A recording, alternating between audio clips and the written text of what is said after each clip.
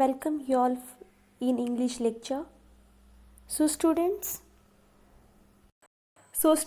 in voyage 1 already we have completed in previous lectures. Now today onwards we are going to start with voyage 2, that is unit 2. 2.1 page number 23. So I request you all to get ready with your English textbook, your English notebook, and carry pen pencil in your hand. This is a poem, The Clothesline, which is written by the poetess Charlotte Druitt Cole. So in this poem, the poetess describes the clothes on a clothesline. Now what do you mean by clothesline? Clothesline means a rope or wire. See, this kind of rope or wire on which washed clothes are hung to dry. This is known as a clothesline. Clothesline means a rope or wire on which washed clothes are hung to dry. So here the poetess Charlotte Druitt Cole, she describes the clothes on a clothesline in a very imaginative way. She says that the clothes appear as if they are dancing hand in a row. So to understand what the poetess says, let's try to understand this poem, The Clothesline.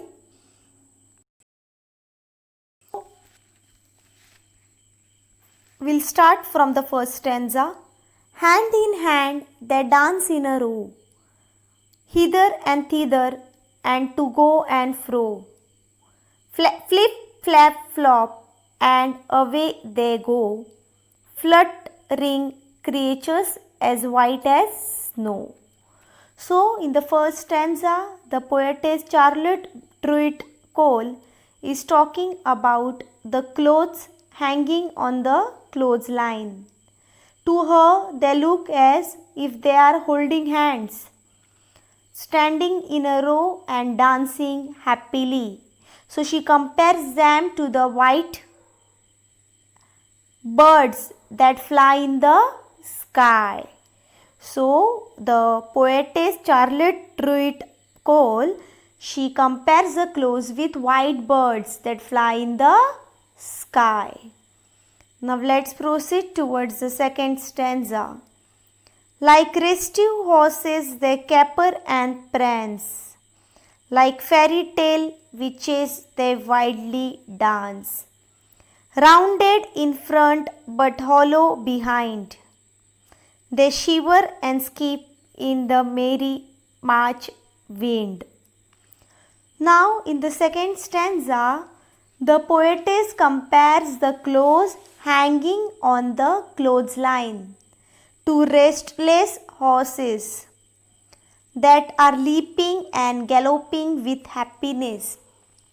So as the clothes flutter on the clothesline, they form a bowl-like shape that is round at the edges and hollow in the center. The poetess also feels that the clothes are shivering and skipping in the wind that is very happy during the month of March. Now let's proceed to the third stanza. One I saw dancing excitedly, struggling so wildly till she was free. Then leaving pegs and clothesline behind her, she flew like a bird and no one can find her. Now in third stanza, without specifically stating, the poetess says that once she saw someone dancing excitedly and with great struggle she need herself. So then leaving the pegs and the clothesline, she flew like a bird, so far that no one was able to follow her and now no one can find her. Now let's proceed to the fourth stanza. I saw her gleam like a sail in the sun, flipping and flapping and flopping for fun. Nobody knows where she now can be, hid in a ditch or drowned in the sea. So, in the fourth stanza, now students, in the fourth stanza, the poetess Charlotte Druitt Cole, she says that, continuing with the suspense, the poetess compares that someone to a shining sail. The poetess tells us that she was flipping, flapping, and flopping away with happiness. She flew away so fast that nobody knows where she went and where she could be, thinking of the worst that could happen.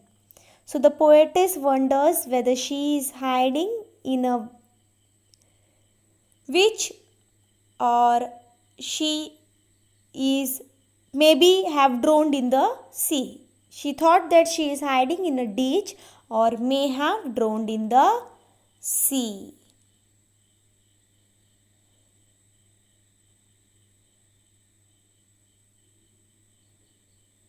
Now, in the fifth stanza, she was my handkerchief not long ago, but she will never come back to my pocket, I know. Now, dear students, it's only in the last two lines of the poem that the poetess reveals that she was talking about her handkerchief that flew away not very long ago. She is sure that it will not come back to her and it is lost forever. The poetess begins the poem with the happy note of clothes dancing on the clothesline, but she ends it with the sad note of her handkerchief flying away and never coming back. So, in simple words, this poem, the poetess describes the clothes on a clothesline in very imaginative way. She says that clothes appear as if they are dancing hand in a row. They also move quickly in many different directions, making a flapping noise. She calls them fluttering creatures that are as white as snow. They first remind her of restless horses jumping and moving quickly, and then of fairy tale witches dancing wildly. They are rounded in front but are hollow behind, as they shiver and dance in the cheerful March wind. Now, the poet remarks that the piece of cloth was a handkerchief not long ago, but she knew that she would now never come back to her pocket. Dear students, I hope so that you have understood this poem very well. Now, the meanings of this poem and the question answers I am sending you all through WhatsApp. Kindly note down the meanings and question answers in neat and clean handwriting in your English notebook and in your combined book.